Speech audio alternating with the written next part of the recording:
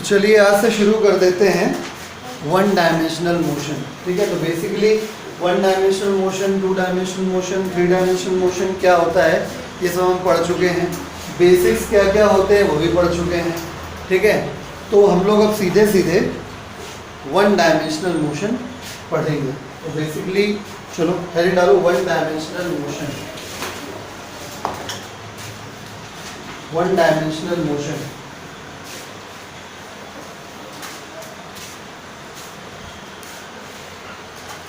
चलो लिखिए लो डेफिनेशन। हमने लास्ट में बताई थी डेफिनेशन, बस हमने लेकिन लास्ट टाइम पे वहाँ पे डेफिनेशन ना लिखवा के सिर्फ एग्जांपल्स के थ्रू समझा दिया था। ठीक है, तो हेडिंग डालिए, हेडिंग डाल दिया ना, वन डायमेंशनल मोशन। लिखिए, when body moves in such a way, when body moves in such a way, when body moves in such a way that, when body moves in such a way that only one variable of its, in such a way that only one variable of its coordinate, one variable of its coordinate, मतलब coordinate में x y z तीनों होते हैं तो उनमें से कोई एक, when body moves in such a way that only one variable of its coordinate, ठीक है, defining its position, coordinate defining its position changes with time, changes with time is called one dimensional motion, is called one dimensional motion। ठीक है, तो अब directly हम लोग question सी करेंगे। One dimensional motion का एग्जांपल समझते हैं ना, जब ऑब्जेक्ट एक स्ट्रेट रोड में चले तो भी one dimensional motion, body vertically ऊपर से नीचे आ रहा हो तो भी वन डायमेंशनल मोशन, वर्टिकली नीचे से ऊपर जा रहा हो तो भी वन डायमेंशनल मोशन। आप लोगों के पास शीट है, शीट में क्वेश्चन नंबर 15 देखिए, मैं पढ़ रहा हूँ बाकी लोगों के लिए। ठीक है, जो वीडियो देख रहे हैं उनके लिए मैं पढ़ दे रहा हूँ। ये क्वेश्चन नंबर NCERT का 3.6 है, यानी थर्ड चैप्टर का 6वां सवाल है ये। ठीक है, क्वेश्चन है, a car moving along a straight highway with a speed 126 km/h is brought to stop within a distance of 200 metre. What is the retardation of the car, bracket में लिखा है assumed uniform, and how long does it take for the car to stop. यानी अगर देखा जाए तो ये कोई बहुत घातक सवाल नहीं है, ये क्लास 9-10 स्टैंडर्ड का ही क्वेश्चन है। ठीक है, ये हमारी शीट में क्वेश्चन नंबर 15 है। जो लोग यहाँ बैठे हुए हैं उनको क्वेश्चन नंबर 15 मिल गया होगा, और जो लोग वीडियो देख रहे हैं उनके लिए क्वेश्चन मैंने पढ़ के सुना दिया है। वीडियो को पॉज कर करके क्वेश्चन लिख सकते हैं। NCERT का ये 3.6 है, अगर आप बुक में देखना चाहें तो बुक में भी देख सकते हैं। ठीक है, मोशन इन वन डायमेंशन, यानी चैप्टर नंबर 3.6 मतलब चैप्टर नंबर 3, उसकी एक्सरसाइज का क्वेश्चन नंबर 6। ठीक है, लिखा है car is moving along a straight highway. Straight highway मतलब motion in a straight line का केस है।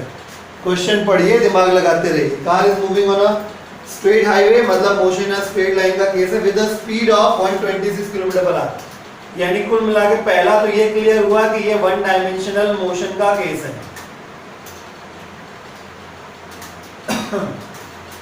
क्वेश्चन में अलग से बताया नहीं जाता है, you have to identify.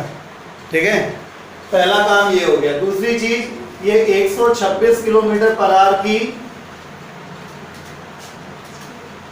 Initial velocity से ट्रेवल कर रहा है। याद रखिएगा, km/h को मीटर पर सेकंड में कन्वर्ट करने के लिए 5/18 से मल्टीप्लाई किया जाता है, यानी 126 × 5/18 ये तुम्हारा सॉल्व होके आ जाएगा 35 मीटर पर सेकेंड, 35 मीटर पर सेकेंड। ये इनिशियल वेलोसिटी हो गई। इज ब्रॉट टू स्टॉप, यानी अल्टीमेटली इसको रोक दिया गया, यानी फाइनल वेलोसिटी कितनी हो गई इसकी, 0। ठीक है, within a distance of 200 metre. रुकते रुकते गाड़ी कितना डिस्प्लेस हो गई, 200 मीटर। आपको क्या निकालना था, रिटार्डेशन। ठीक है, of the car assumed uniform, आपको पहले ही बता दिया गया है कि यूनिफॉर्म है, तो अगर रिटार्डेशन यूनिफॉर्म है तो एक्सेलरेशन भी यूनिफॉर्म हुआ। यानी क्वेश्चन में क्लियरली कह दिया गया कि केस है यूनिफॉर्मली एक्सेलरेटेड मोशन का। या रिटार्डेशन का मतलब क्या है? निगेटिव वाला एक्सेलरेशन, ठीक है। यानी कौन सा केस बन गया? जिसमें फॉर्मूले लगते हैं v बराबर u plus at s equal to ut plus rbt square v equal to u square 2s sns equal to u plus a by 2 2n minus 1। बात समझ में आई? ठीक है। मतलब ये कहने का हो गया कि क्वेश्चन में ही आपको पता चल जाता है कि मोशन कैसा है, उसके बाद फॉर्मूले डिसाइड करना आपका काम है। आई बात समझ में? ठीक है। तो कल किसी ने हमसे पूछा था कि सर अगर रिटार्डेशन के बारे में बातचीत होगी तो क्या करेंगे, तो हमने कल भी कहा था कि सारा कार्यक्रम थ्रू एक्सेलरेशन होता है। अगर रिटार्डेशन दिया जाएगा तो पहले उसको आप निगेटिव करके एक्सेलरेशन बनाएंगे, फिर आप फॉर्मूले में यूज करेंगे, क्योंकि हर फॉर्मूले में एक्सेलरेशन रखने की जगह होती है, रिटार्डेशन रखने की जगह नहीं होती है। तो अगर रिटार्डेशन दिया है तो पहले उसको निगेटिव से मल्टीप्लाई करके एक्सेलरेशन बनाइए, उसके बाद फॉर्मूले में यूज करिए। और जैसे इस क्वेश्चन में उल्टा रिटार्डेशन पूछा गया है तो पहले आप एक्सेलरेशन निकाल लीजिए, उसके बाद उसको माइनस से मल्टीप्लाई करके रिटार्डेशन बना लीजिए, ठीक है। यानी कुल मिला के अगर आपको रिटार्डेशन निकालना है तो first of all you have to calculate acceleration. खैर सवाल में और आगे जाते हैं, ठीक है। How long does it take to stop the car? कितना समय लगेगा इस पूरे कार्यक्रम में, ठीक है। तो मैं लिखता हूं, क्योंकि एक्सेलरेशन जो भी है, पॉजिटिव नेगेटिव जो भी है, वो कांस्टेंट है, ठीक है।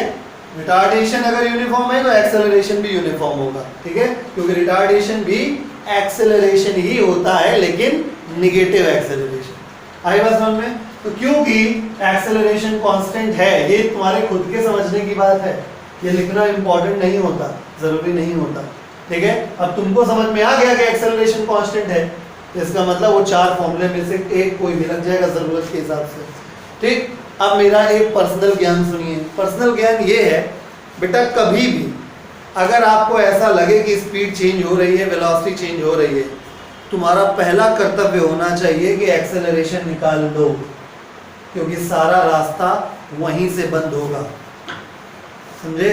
अगर एक्सेलरेशन निकालने के बजाय आप दूसरी चीज के चक्कर में पड़ गए, सपोज आपने टाइम पहले निकालने की कोशिश करी, आप बिना एक्सेलरेशन के निकाल ही नहीं पाओगे। इसीलिए मैंने आपको जब से काइनेमैटिक्स पढ़ाना शुरू किया, हमने सबसे ज़्यादा इंपॉर्टेंस किसको दिया? एक्सेलरेशन को, ठीक है, क्योंकि वही है जिससे सब कुछ डिसाइड हो जाता है। आई बात समझ में? तो एक्सेलरेशन कांस्टेंट है, तो देखिए अपने पास क्या है, u है, v है, s है, क्या लगा दें? v square equal to u square plus 2as। v का वैल्यू 0, u का वैल्यू 35, 35 का स्क्वायर प्लस 2, a का वैल्यू निकालना है, s का वैल्यू 200 है। सॉल्व कर लेंगे तो a का वैल्यू जो आ जाएगा वो माइनस में आएगा 3.06 मीटर पर सेकेंड स्क्वायर। एक्सेलरेशन आ गया, तो क्योंकि retardation is negative of acceleration, इस वजह से रिटार्डेशन आ गया प्लस का 3.06 मीटर पर second square. Got the point. इसके बाद अगला पॉइंट आता है, ये आपका आंसर आ गया। उसके बाद टाइम पूछा गया है, तो क्योंकि s बराबर या v equal to u plus at, ये ज्यादा आसान रहेगा। देखो एक जरूरत पड़ गई, ठीक है। v का वैल्यू 0 है, u का वैल्यू 35 है, a का वैल्यू ये रखा जाएगा, ठीक है। एक मिनट, अब ये एक्चुअली अप्रोक्सीमेटेड वैल्यू थी, ये भी सीख लो आज। अगर कभी ऐसा हो कि तुम्हें एक वैल्यू को निकाल के तुमने अप्रोक्सीमेट वैल्यू दे दी और उसी वैल्यू को इस्तेमाल करके आगे कैलकुलेशन करना पड़ रहा है, तो प्लीज आप अप्रोक्सीमेटेड वैल्यू यूज ना करिएगा, क्योंकि एक तो ऑलरेडी इसमें घपला हो चुका है, अप्रोक्सीमेशन कर चुके हो मतलब एरर ला चुके हो, राइट। मतलब आपने कुछ राउंड ऑफ किया है, अल्टीमेटली आपने करेक्ट अपने हिसाब से फिगर एडजस्ट करिए, और जब आप इस एडजस्टेड फिगर को यहाँ यूज करेंगे तो और भी आंसर तुम्हारा सही से क्या हो जाएगा, वेरी कर जाएगा।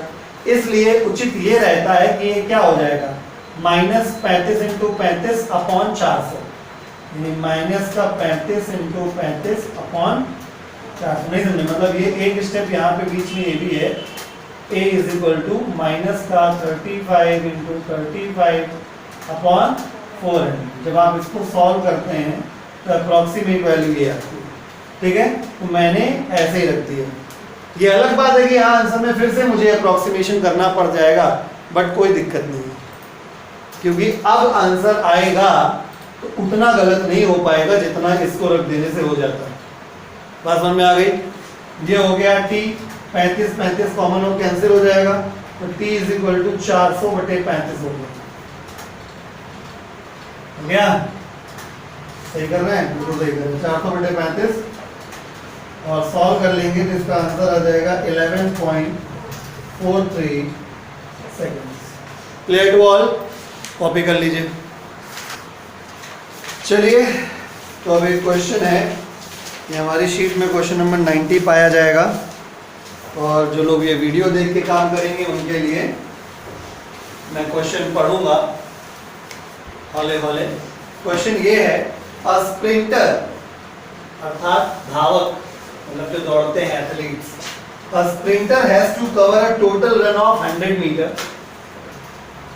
She increases her speed from rest under a uniform acceleration, ठीक है, of 1.0 meter per second square up to 3/4 of the total run and covers the last quarter with the uniform speed. Find the time she takes to cover the first half and to cover the second half of the run. देखिए, question जब आप पढ़ रहे हैं तो आपको कई बातें क्लियर होनी चाहिए। पहली चीज, sprinter has to cover a total run of 100 metre, यानी कुल मिलाकर 100 मीटर रेस हो रही है यहाँ। She increases her speed from rest, यानी u की वैल्यू 0 है, अंडर अ यूनिफॉर्म एक्सेलरेशन, ये अंडरलाइन करने वाला पॉइंट है ना, कि क्वेश्चन में कह दिया गया यूनिफॉर्म एक्सेलरेशन, अर्थात डिसाइड हो गया कि जितनी देर तक उसने यूनिफॉर्म एक्सेलरेशन रखा है, वैसे अगर यहाँ पे ना भी लिखते यूनिफॉर्म एक्सेलरेशन तो एक्सेलरेशन की वैल्यू 1 मीटर पर सेकंड स्क्वायर दे रखी है, जो कि एक फिक्स वैल्यू हुई। इसका मतलब क्या है? इसका मतलब ये है कि आपको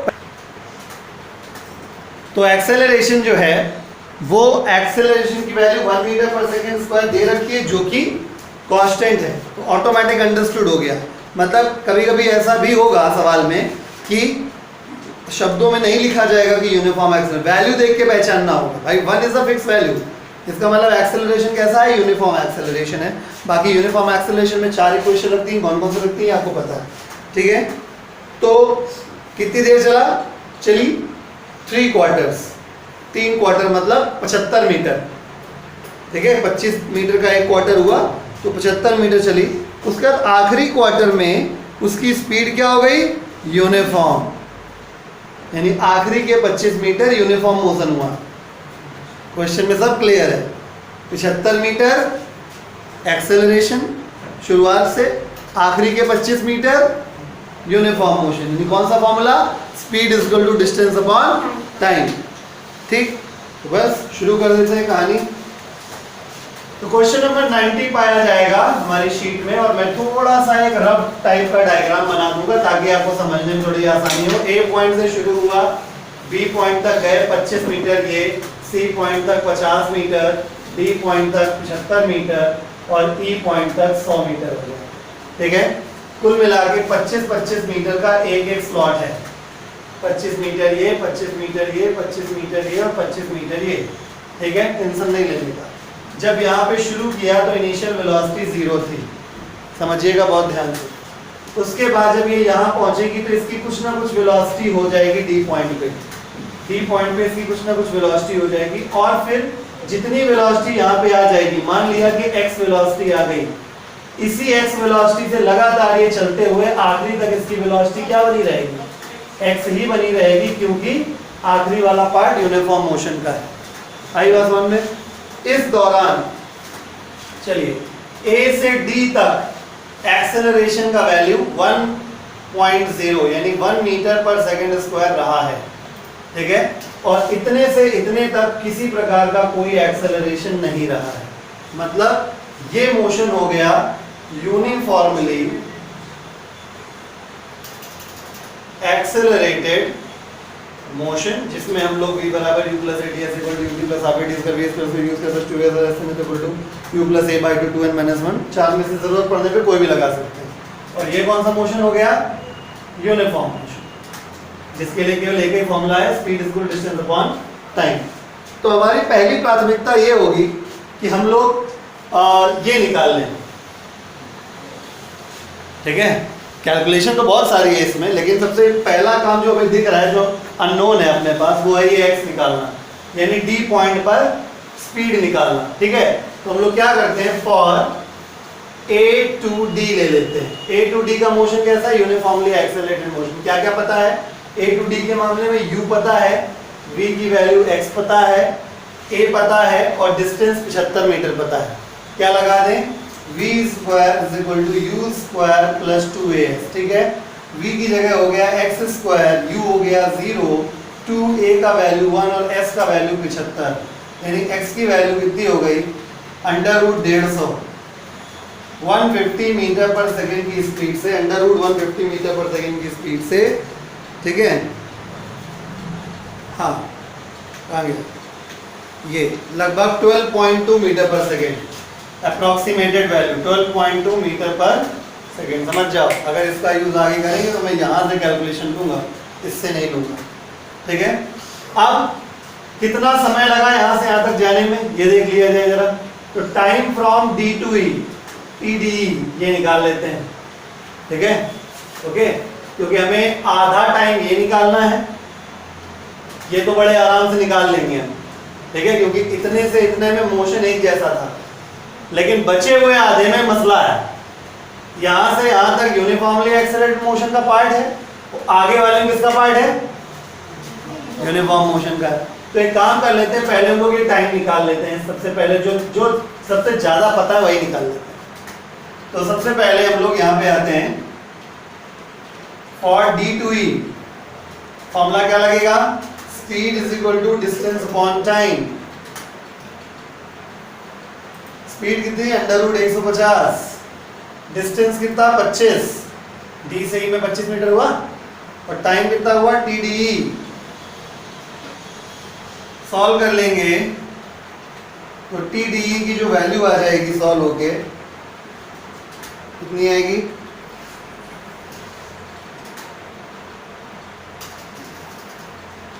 कैलकुलेशन कैलकुलेशन कैलकुलेशन,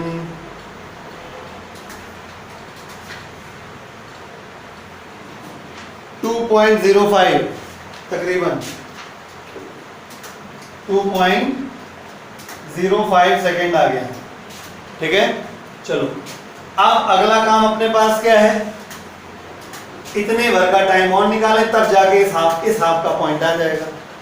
इसके लिए काम करते हैं, पहले यहाँ से यहाँ तक कितना समय लगा वो निकाल लेते हैं, फिर यहाँ से यहाँ तक कितना समय लगा वो निकाल लेते हैं, फिर बीच में जो समय लगा होगा निकल आएगा। यानी कुल मिला के इस इतने पार्ट का टाइम निकालने के लिए तुम्हें दो बार, एक बार ए टू सी सॉल्व करना पड़ेगा, टाइम निकालना पड़ेगा, और एक बार ए टू डी निकालना पड़ेगा। तो फॉर ए टू सी कर लेते हैं पहले। ए टू सी में कौन सा motion? Uniformly accelerated motion.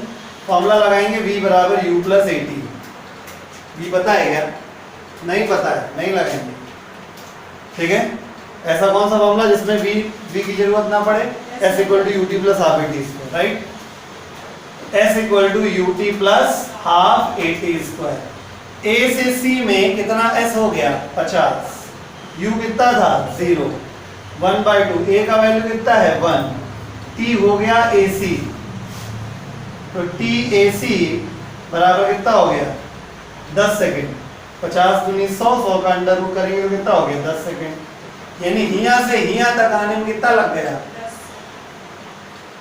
10 second. इसकी वैल्यू कैलकुलेट करो, मुझे थोड़ा डाउट हो रहा है। नहीं भैया सही है। तो चलिए 10 सेकेंड आ गया। अब a टू d कर लेते हैं। फॉर a टू d, कुछ लोग सोचेंगे अभी a टू d सॉल्व तो किया था, पहले a टू d जो सॉल्व किया था उससे हमने आखिरी d पॉइंट पे वेलोसिटी निकाली थी। अभी हम a टू d जो सॉल्व कर रहे हैं उससे हम टोटल टाइम निकालेंगे। फॉर्मूला अब भी वही लगेगा, क्या? s equal to ut plus half a t square. चलिए तो अब आगे कथा कहते हैं, s की वैल्यू 75 मीटर हो गई, ठीक है, u का वैल्यू 0 है, हाफ a का वैल्यू 1 है और t का वैल्यू t है a से d तक, TAD का स्क्वायर, ठीक है ना। तो 75 दूनी 150, यानी TAD जो हो गया वो कितना हो गया, √150 सेकेंड्स। नहीं हुआ? बिल्कुल हुआ। 0 × t जो होता है 0 हो जाएगा, ठीक है। तो ये इसको आप रफली अगर निकालेंगे तो उसी तरीके जैसे ये था, तो 12.2 हो गया, 12.2 सेकेंड हो गया। अब इस इतने पार्ट का निकल आएगा, ठीक है। तो now time from C to D, तो C to D का जो समय है वो किसके बराबर आएगा, यहां से यहां तक पूरा कितना लगा, 12.2 सेकेंड लगा। तो TCD जो है वो TAD minus TAC value put कर देते हैं, TCD बराबर कितना हो गया, 12.2 माइनस 10, कुल मिला कितना हो जाएगा, TCD की वैल्यू हो गई 2.2 सेकेंड, ठीक है। यानी सेकेंड पार्ट का जो समय लगेगा, ठीक है, hence time from C to E कितना लगेगा, time from C to D अलग plus time from D to E अलग, ठीक है। तो C to D का टाइम अभी अभी निकाला है 2.2 और D to E का टाइम निकाला थोड़ी देर पहले, कहां 2.05 ये, ठीक है। मैं हाँ D to E 2.05 सॉल्व कर लेंगे तो कितना होगा 4.25 सेकेंड, 4.25 सेकेंड। ये हो गया सेकेंड हाफ इधर वाले का, और A to C वाले को तुमने निकाल ही लिया 10 सेकेंड, एक आंसर तुम्हारा ये ऑलरेडी आ चुका है, ठीक है। फर्स्ट हाफ का कितना समय लगा A से C तक, वो 10 सेकेंड ऑलरेडी आ चुका है, ठीक है। और जो सेकेंड हाफ में जो बचा हुआ है उसमें के लिए दो पार्ट में निकालना पड़ा, 2.2 ये और 2.05 ये, दोनों जोड़ के ये हो गया, समझ गए। चलिए अब अगला सवाल करेंगे। जो अगला सवाल है वो NCERT का 4.25 है, हमारी शीट में क्वेश्चन नंबर 72 मिलेगा आपको, ठीक है। इस क्वेश्चन को मैं हौले हौले पढ़ता हूँ। लिखा है, an aircraft is flying at a height of 3400 metre, यानी 3400 मीटर्स अबव द ग्राउंड, यानी वो जमीन से 3400 मीटर्स की हाइट पे लगातार उड़ रहा है। मैं क्वेश्चन पूरा पढ़ता हूँ। If the angle subtended at the ground observation point by the aircraft positions 10 seconds apart is 30 degree, what is the speed of aircraft? ठीक है, यहाँ पे इस क्वेश्चन में एक चीज मेंशन करनी चाहिए थी NCERT में, जो जिस वजह से इसके आंसर वेरी कर जा रहे हैं। तो इसमें ये होना चाहिए, the ground observation point should be symmetric to the path. समझाते हैं, ठीक है। मतलब क्वेश्चन की जो भावनाएं हैं मैं उसके हिसाब से डायग्राम बना रहा हूं। NCERT का 4.25 है, बोला गया कि ये जमीन है और ये एरोप्लेन 3400 मीटर की हाइट पे उड़ रहा है, ठीक है। जो इसका ग्राउंड ऑब्जर्वेशन पॉइंट है, 72 नंबर क्वेश्चन है ये, जो इसका ग्राउंड ऑब्जर्वेशन पॉइंट है वो ये है, और एरोप्लेन की जो हाइट है वो परमानेंटली 3400 मीटर्स है, ठीक है। एरोप्लेन इस तरीके से चला कि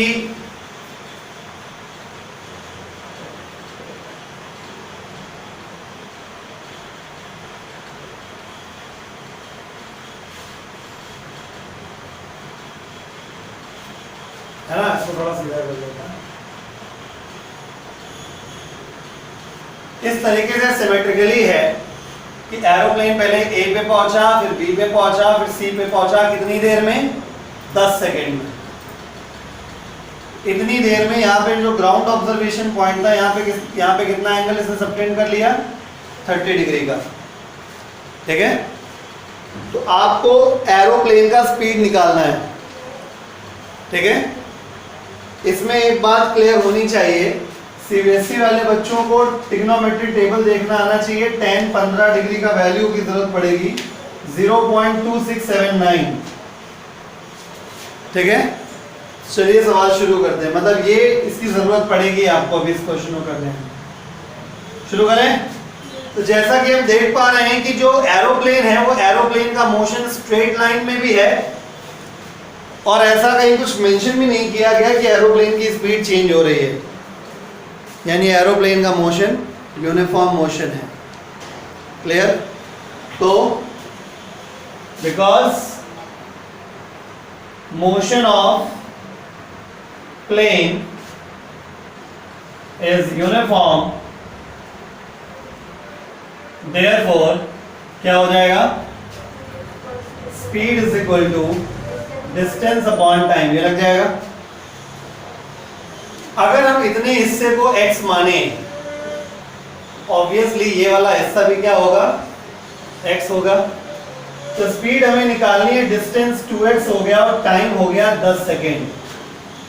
तो 2 पंचे 10, यानी x बराबर हो गया कितना, 5v, इक्वेशन नंबर फर्स्ट। अब आप राइट एंगल ट्रायंगल की प्रॉपर्टी लगा दीजिए। 15 डिग्री ये है, ये 90 डिग्री का एंगल बनेगा।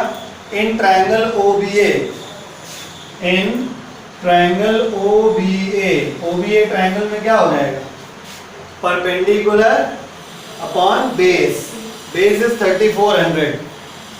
भाई ये 3400 नहीं हो जाएगा ये, ओके। तो tan 15 डिग्री बराबर परपेंडिकुलर x और बेस हो गया 3400, ठीक है। tan 15 की वैल्यू ये पता होनी चाहिए, आईएससी वाले कैलकुलेटर से निकाल लेते हैं, सीबीएसई वालों को ट्रिग्नोमेट्री टेबल देखना आना चाहिए, ठीक है। x अपॉन 3400, ठीक है। वैल्यू x की उठा के रख दो यहाँ पे फ्रॉम फर्स्ट इक्वेशन, ठीक है। तो 0.2679 इंटू 3400, x की वैल्यू 5v। सॉल्व करेंगे तो v का वैल्यू सॉल्व होने के बाद 182.2 मीटर पर सेकेंड आ जाएगा, ठीक है, ओके। इस मैं फिर से बोल रहा हूँ, इस क्वेश्चन को जब एनसीईआरटी में लिखा गया है तो ये मेंशन नहीं किया गया था इस तरीके से, लेकिन आंसर एनसीईआरटी में ऐसे चला। अगर हम कुछ और कंडीशन लेते हैं तो आंसर बदल जाता है, ठीक है। इसलिए क्वेश्चन में आखिरी में ये लाइन लिखी होनी चाहिए थी कि इन starting and final positions are symmetric to the ground observation point, ठीक है। चलिए अब अगला सवाल करते हैं। ये general questions of motion in one dimension का आखिरी सवाल होगा। इसमें बोला गया है, ये मेरी शीट में क्वेश्चन नंबर 80 पे 80 नंबर पे मिलेगा। क्वेश्चन मैं पढ़ता हूँ वीडियो देखने वालों के लिए। The distance x of a particle moving in one dimension under the action of a constant force related to time t by the equation t is equal to root x, उसके बाद बाहर है +3, मतलब root x के बाद अलग से +3 लिखा हुआ, where x is in metre and t is in second. Find the displacement of the particle when its velocity is 0, ठीक है। तो ये डिफरेंशिएशन इंटीग्रेशन से लगने वाला सवाल है, जरा देखिए। इसमें क्या बोला गया, तो डिस्टेंस x, यानी कि डिस्टेंस के लिए s ना यूज करके x यूज किया गया है। तो पहली लाइन में पता चला कि s नहीं लिखना है, इस क्वेश्चन में x लिखना है। अब अ particle moving in one dimension, one dimension में पार्टिकल चल रहा है, ठीक है, यानी वन डायमेंशनल मोशन का क्वेश्चन है। चलो, वन डायमेंशनल मोशन का क्वेश्चन है ये, ठीक है। अगला पॉइंट क्या है, of a constant force. Force acceleration का पापा होता है, फोर्स एक्सेलरेशन का। वैसे तो इस चैप्टर में फोर्स की बात मुझे नहीं करनी चाहिए, लेकिन ये फिजिक्स है माय डियर, यहाँ सब कुछ एक दूसरे से जुड़ा हुआ है। तो अगर यहाँ पे बोला गया फोर्स के बारे में, कांस्टेंट फोर्स है, तो मैं क्लियर कर दूँ, फोर्स एक्सेलरेशन का पापा होता है। मतलब ये जैसा फोर्स वैसा एक्सेलरेशन, ठीक है। यानी अगर फोर्स कांस्टेंट है तो एक्सेलरेशन भी कांस्टेंट होगा। तो आपकी जानकारी में ये आ गया कि यहाँ पे जो एक्सेलरेशन बताया जा रहा है वो कांस्टेंट है related to time t by the equation t is equal to under root x plus 3. ठीक है, where x is in meter, t is in seconds. Find the displacement of the particle. क्या निकालना है? Displacement of particle कब? When velocity is zero. When velocity is zero. बहुत ध्यान समझिएगा, ये निकालना है। ठीक, चलिए। तो करने को तो हमारे दिमाग में जैसे इसको देखा तुरंत गाना बजा कि v बराबर u plus a d s equal to u t plus half a d square v square equal to u square plus 2s वगैरह हम लोग लगा सकते हैं। बट हमने आपको कल एक बात और बताई थी, हमने कहा था कि अगर कभी भी क्वेश्चन एक्सप्रेशन के फॉर्म में हो तो अच्छा रहेगा कि आप डिफरेंशिएशन या इंटीग्रेशन जैसा भी आपको उचित लगे वैसा फॉर्मूला यूज करिए, राइट। तो यहाँ पे हम v is equal to u plus a t ये सारे फॉर्मूले नहीं लगाएंगे, अकलमंदी इसी में। बात समझ में आ रही है? यानी जब भी कभी एक्सप्रेशन वाइज क्वेश्चन दिया जाए तो आप कभी भी, भले ही आपको पता है कि एक्सेलरेशन कांस्टेंट है, लेकिन प्लीज पंगा ना लें, ठीक है, आप उलझ सकते हैं। चलिए, तो सबसे पहली बात हम लोग शुरू करते हैं एक्सप्रेशन से। t बराबर अंडर रूट एक्स प्लस 3 है। t को इधर भेजिए। अब कह दो सर ये सब बवाल करने की क्या जरूरत है? जरूरत ये है कि जब तक तुम्हें x नहीं मिलेगा, मतलब तुम्हें डिस्प्लेसमेंट जब तक नहीं मिलेगा, तब तक तुम वेलोसिटी नहीं ला पाओगे। याद करो, मैंने कल पढ़ाया था शिवा प्रीवियस वीडियो में, है ना। डिस्प्लेसमेंट पता है तो पहले वेलोसिटी पे जाना पड़ेगा, और वेलोसिटी के बाद आपको एक्सेलरेशन पे आना पड़ेगा। यानी आपको देखिए डिस्प्लेसमेंट ऑफ द पार्टिकल निकालना है कब? जब वेलोसिटी जीरो है। यानी कुल मिला के एक्सेलरेशन की तो फिलहाल बातें नहीं आ रही। यानी हमें क्या चाहिए? वेलोसिटी को जीरो करने के लिए वेलोसिटी निकालो तो सही। चलिए, सबसे पहले तो हम x निकाल लेते हैं। x बराबर कितना हो गया? t माइनस 3 का होल स्क्वायर हो जाएगा। x बराबर कितना हो गया? t square plus 9 minus 6t। Question number first, कोई दिक्कत? अब क्योंकि वेलोसिटी इज इक्वल टू होता है ds अपॉन dt, और इस चैप्टर में, इस क्वेश्चन में s की जगह क्या लिखना है? x। तो ये हो गया dx अपॉन dt। कोई दिक्कत? x की वैल्यू फर्स्ट इक्वेशन से उठा के रखिए। तो फ्रॉम फर्स्ट इक्वेशन v बराबर आ गया d by D T of x की जगह कितना हो गया? t square plus 9 minus 6t हो गया। डिफरेंशिएशन करना आता होगा, t स्क्वायर का 2t, इसका 0, इसका 6। क्वेश्चन कह रहा है कि जब वेलोसिटी जीरो हो, ठीक है। तो क्योंकि यानी according to question velocity is zero, therefore 2t minus 6 equal to क्या हो गया? 2t minus 6 equal to 0। यानी t इक्वल टू कितना हो गया? 3 सेकेंड। यानी 3 सेकेंड पर वेलोसिटी क्या हो जाएगी? जीरो। इसी समय पे तो डिस्प्लेसमेंट निकालना है। यानी t इक्वल टू 3 पे वेलोसिटी जीरो होती है, तो t इक्वल टू 3 पे क्या निकालना है? x निकालना है, डिस्प्लेसमेंट। आई बात समझ में? तो फ्रॉम फर्स्ट इक्वेशन, हाँ जी, तो फर्स्ट इक्वेशन जैसे रखेंगे तो x is equal to t का वैल्यू 3 का स्क्वायर प्लस 9 माइनस 6 इंटू 3, यानी x equal to 9 plus 9 minus 18, यानी x इक्वल टू कितना हो गया? 0। यानी डिस्प्लेसमेंट कितना था उसका? 0। बात समझ में आ गई कि नहीं आ गई?